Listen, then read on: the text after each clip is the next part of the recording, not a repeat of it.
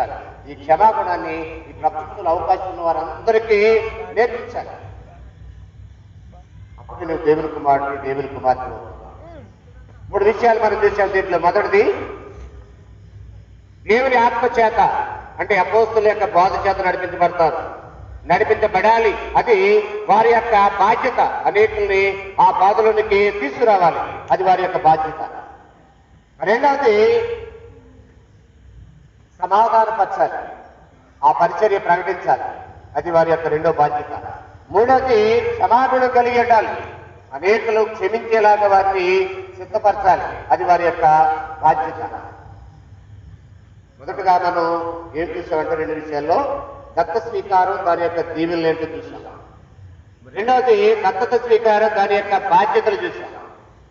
అయితే ఈ స్వీకరణ అంతా ఎక్కడ జరుగుతుందో ప్రశ్న ఎప్పుడు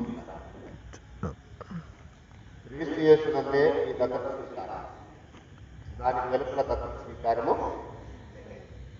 మన చదివిన ఎఫెసీ పత్రిక 1వ అధ్యాయం 4 ఏం చేసిందంటే క్రీస్తునందే అన్న.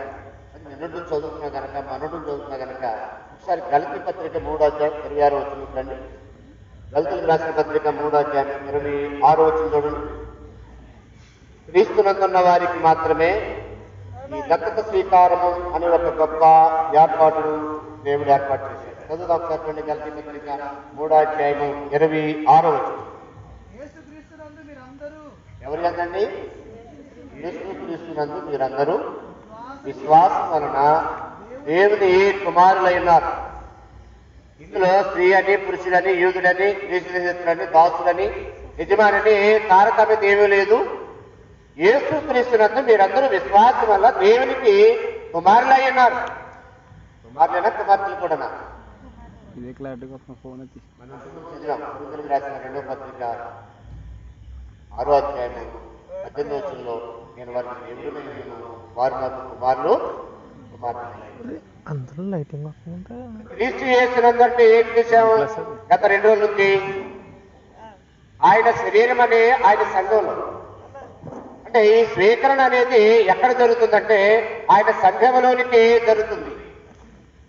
అంటే ఆయన సంఘంలో ఉన్నవారు దేవునికి పిల్లలై ఉంటారు, ఆయన సంఘానికి వెలుపల ఉన్నవారు సాతానుకు పిల్లలై ఉంటారు. మరొకసారి చెప్తున్నాను, చివరి రోజున చెప్పిన సత్యం ఏంటంటే క్రీస్తు సంఘ సభ్యులు దేవుని పిల్లలై ఉంటారు, క్రీస్తు సంఘానికి వెలుపల ఉన్నవారు సాతాను. బాధ కలిగిన, ఇబ్బంది కలిగిన, హత్య అయినా, ఇంకేదైనా